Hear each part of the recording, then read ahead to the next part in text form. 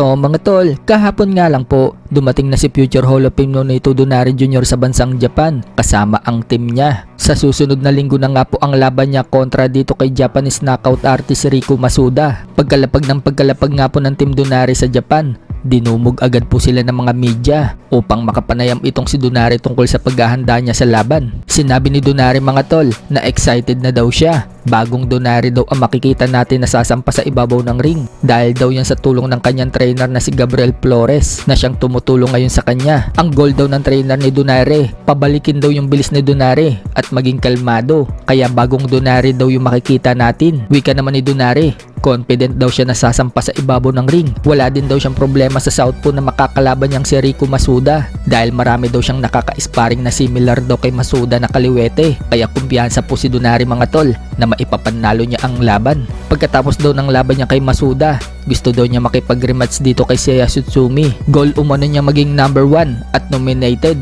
Balak nga daw niyang labanan itong si Tsutsumi sa buwan ng December. So wag po natin palampasin yan mga tol. Sa susunod na linggo na nga po yan. Sa ngayon, may edad na nga pong 43 si Donaire. Pero makikita natin na nandoon pa rin yung lakas niya at determinasyon na maging world champion muli. Sa kabilang banda naman mga tol, former 3 Division World Champion General Casimero, sinabi na kapag na-knockout umano niya ang makakalaban niya sa April 18, tiyak na mas lalo daw matatakot sa kanya si Naoya Inoue. So kaya siguro nasabi yan ni Casimero mga tol dahil baka si Luis Neri nga ang makakalaban niya. Alam naman po ng karamihan na pinabagsak po ni Luis Neri itong si Inoue. Pero kalaunan, bumawi naman po si Inoue at pinabagsak din ng ilang beses si Luis Neri hanggang sa ma-knockout niya ito. So kung matatalo nga naman ni Casimero itong si Luis Neri tapos knockout pa, iniisip siguro ni Casimero mga tol na matatakot lalo sa kanya itong si Inoue. This fight April 18, if he knock him out, my opponent, that's why Naoya Inoue scared me.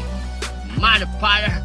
Sa iba pang balita mga tol, agad pong kumalat sa mga boxing website ang training ni legend Manny Pacquiao na in-upload niya mismo sa social media account niya na may caption at sinabing relax lang sa. Pumuputok nga mga tol ang mga suntok ni Pacquiao. Paghahanda po yan ni Manny Pacquiao sa paparating niyang malaking laban dito kay Floyd Mayweather Jr. rematch na magaganap na sa September 19. Kapansin-pansin din mga tol na bago na yung nagmi-meets kay Manny Pacquiao. Pumanaw na po kasi yung isa niyang assistant coach na si Coach Bebot. Nakipaglamay pa nga po itong si Manny Pacquiao sa kanyang coach at makikita mga tol sa mukha ni Manny Pacquiao na malungkot siya dahil biglaan yung pagpanaw ng kanyang assistant coach. Noong mga nakaraang linggo kasi mga tol, si Coach Bebot pa ang nagmi-meet sa kanya pero ngayon iba na.